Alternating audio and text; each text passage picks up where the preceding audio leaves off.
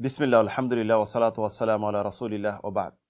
প্রিয় বন্ধুগণ, আল্লাহ রাব্বুল আলামিন আমাদেরকে অসংখ্য নিয়ামত দিয়েছেন, যেটি নিয়ামত আমরা জানি না এবং বুঝি না এবং অবজ্ঞা করে থাকি। কারণ নিয়ামতে পরিপূর্ণ যখন থাকি তখন এটা বুঝি না বা বুঝে আসে না। যখন নিয়ামত থেকে বঞ্চিত হই তখন আমরা বুঝি যে আল্লাহ রাব্বুল আলামিন আমাদেরকে কি নিয়ামত দিয়েছেন এখন বোঝা যায়। এই নিয়ামতের মাঝে থেকে আজকে একটি নিয়ামত আলোচনা করব, যেটি খুব গুরুত্বপূর্ণ নিয়ামত। একজন মুসলিমের ইসলাম এবং ঈমানের পরে সবচেয়ে বড় যেটি নিয়ামত হলো নিরাপদ জীবনযাপন।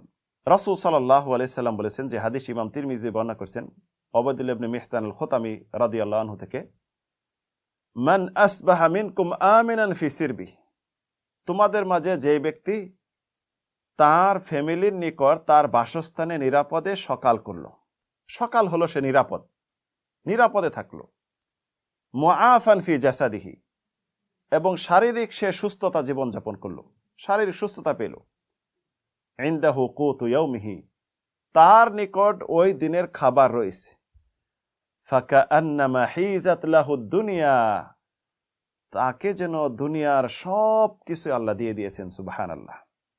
এখানে আসুন, তিনটা জিনিস বলেছেন রাসূল সাল্লাল্লাহু আলাইহি সাল্লাম। প্রথম বলেছেন বাসস্থানে নিরাপদ থাকা, নিরাপদ জীবনযাপন। দ্বিতীয় নিয়ামত বলছেন মুআফান ফি জাসাদি, এখানে শারীরিক সুস্থতা, সুস্থ জীবন।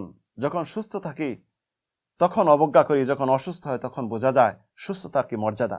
যার জন্য রাসূল সাল্লাল্লাহু আলাইহি সাল্লাম সর্বদা আল্লাহর কাছে চাইতেন, আল্লাহুম্মা ইন্নী আসআলুকাল আফওয়া ওয়াল আফিয়া, আল্লাহ আমি তোমার ক্ষমা চাই এবং সুস্থতা চাই।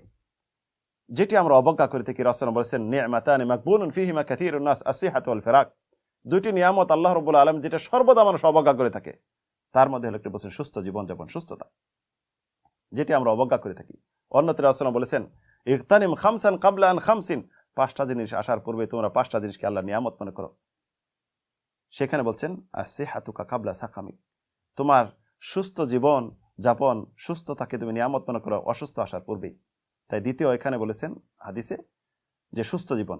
পরবর্তী বলেছেন ইনদাহু কুতু ইয়াউমি, বলেছেন যে তার নিকট একদিনের খাবার রয়েছে, সকালে খেতে পারবে, দুপুরে খেতে পারবে, রাত্রে খেতে পারবে, আর সঞ্চয় নেই। আব্দুল্লাহ ইবনে উমর রাদিয়াল্লাহু আনহু সবসময় বলতেন, যে হাদিস ইমাম বুখারী বর্ণনা করেছেন, ইদা আসবাহতা ফালা তানতাদিরুল মাসা, তুমি যদি সকাল করে নিলে সন্ধ্যার অপেক্ষা করবে না। ওয়া ইদা আমসাইতা ফালা তানতাদিরুল সাবাহ, যখন তুমি সন্ধ্যা করো তখন সকালের অপেক্ষা করবে না। খুদ মিন সিহাতিকা লিমারাদিক, তোমার সুস্বাস্থ্যকে তুমি নিয়ামত মনে করো, ভোগ করে নাও অসুস্থতা আসার পূর্বেই।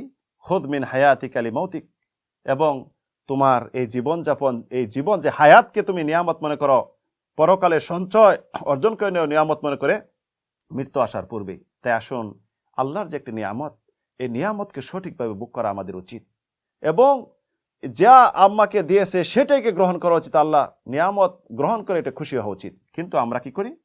ইয়ারিফুনা নি'মাতাল্লাহ সুম্মা ইউনকিরুনাহা ওয়া আকসারুহুমুল কাফিরুন, যে তারা অধিকাংশ নিয়ামতকে জানে, জানার পরে অস্বীকার করে, অধিকাংশ তারা হলো কাফের। অন্যত্র আল্লাহ বলেন আফা বিনি'মাতিল্লাহি ইয়াজহাদুন, তোমরা কি আল্লাহর নিয়ামতকে অস্বীকার করো?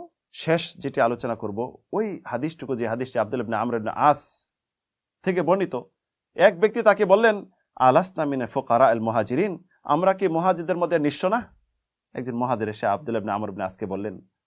তখন আব্দুল্লাহ ইবনে আমর বললেন আলাকা ইমরাতুন তাবি ইলাই, তোমার কি স্ত্রী আছে যার নিকট তুমি অবস্থান করতে পারো, আনন্দ ভোগ করতে পারো এবং আশ্রয় নিতে পারো? আছে? বলছে নাম আছে। পরবর্তী বললেন আলাকা মাসকুনুন তাসকুনু, তোমার কি বাসস্থান আছে যেখানে তুমি বসবাস করতে পারতেছো? বলছে আছে। তখন আব্দুল্লাহ ইবনে আমর ইবনে আস বললেন তাহলে আনতা মিনাল আগনিয়া, তুমি তো হলো ধনী, ধন্যাঢ্য।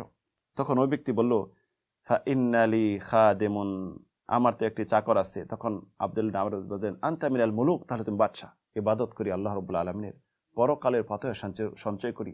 এই দুনিয়া আমাদের চিরস্থায়ী নয়, একসময় দুনিয়া চলে যাবে, আমল চলে যাবে, আমল করার সুযোগ পাবো না। শেষে আমাদের ঠিকানা হবে কোথায় আমরা ভালোভাবে জানি।